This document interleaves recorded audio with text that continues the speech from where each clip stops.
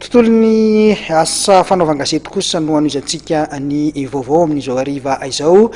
Naemitra hatramin'ny rahampitso izany ny fanaterana ny anaran'ny mpanao gazety rehetra, ny fanisana ny maromarina koa izay efa nalefa isaky ny deska rehetra izay no nambaran'ny komity mpikarakara ity fanisana ity tamin'ny herinandro iny zany izay fionana tamin'ny mpanao gazety ihany moa no namoahan'izy ireo fanemorana izay daty izay.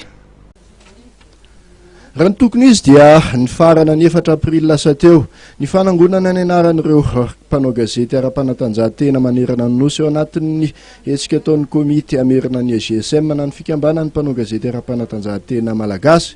Toy ny mazatra dia nanao tato tamin'ireo namany tetsy amin'ny lampam-fanatanjahantena mamasina ity voamera ity tamin'ity herinandro ity mba hampafantarana ny fivoaran'ny hetsika ataony.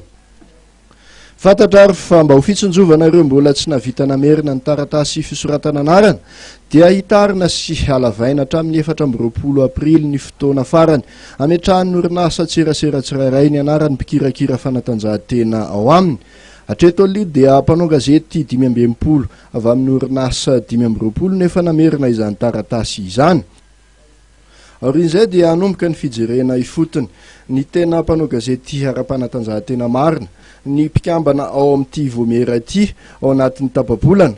Mariana fa miara-miasa akaiky amin'ny olafitry ny mpanao gazety eto Madagasikara sy ny taleparitry ny serasera izy ireo ao anatin'izany fanivanana atao melohan'ny fanisana izany. Rehefa totosa izany fanisana izany voahiditra amin'ny fivoroambe kosa ny fikambanana. Anarak'izay ny fampahafantarana ny kandida irotsaka ho fidiana ao filoha vaovaon'ny GSM. Ny fifidianana no amaran'ny asa ataon'ity voamera nan'olo tena an-tsitrapo amerina ny GSM ity. Nampanantena moa ny mpikambana ao anatin'ity voamera ity fa nao tatitra avy hatrany rehefa vita ny fanivanana sy fanisana.